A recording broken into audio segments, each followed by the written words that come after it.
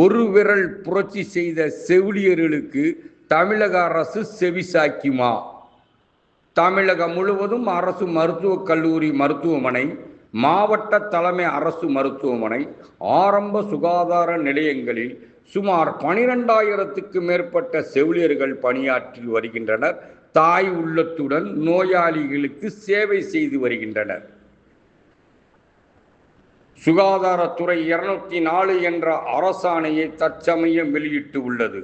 இந்த அரசாணையின்படி புதிய நிரந்தர பணியிடங்களை ஏற்படுத்தாமல் ஏற்கனவே மருத்துவக் கல்லூரியில் பணியாற்றி வரும் செவிலியர்களை இடமாற்றுவதற்கு உத்தரவிட்டு உள்ளது. இதனை கண்டித்து அரசு மருத்துவக் கல்லூரி மருத்துவமனை முன்பாக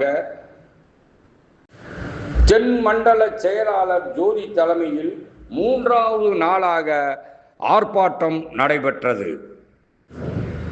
ஆர்ப்பாட்டத்தில் ஏராளமான செவிலியர்கள் கலந்து கொண்டனர். தமிழக அரசு கொண்டு வந்துள்ள 204 அரசாணையை உடனடியாக ரத்து செய்ய வேண்டும். ஒப்பந்த செவிலியர்களை நிரந்தரம் செய்து காலைமுறை ஊதியம் வழங்க வேண்டும்.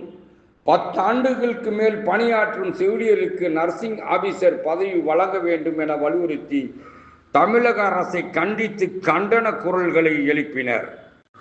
இந்த ஆர்ப்பாட்டத்தில் தென்மண்டல துணைத் தலைவர் மாரியம்மாள், மாவட்ட செயலாளர் ஜாய்ஸ் கரோலின், மாவட்ட தலைவர் சகாயராணி, செவிலியர் கண்காணிப்பாளர் ராமலிங்கம் உட்பட 100க்கும் மேற்பட்ட செவிலியர்கள் கலந்து கொண்டனர்.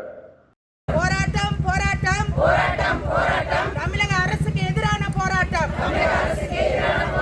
போராட்டம் போராட்டம் போராட்டம் போராட்டம் தமிழக அரசுக்கு எதிரான போராட்டம்.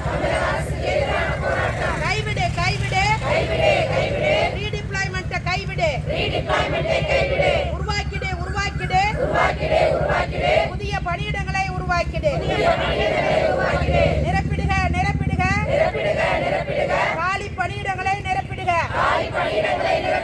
வேண்டும் வேண்டும் வேண்டும் வேண்டும் நிரந்தர தீர்வு வேண்டும்.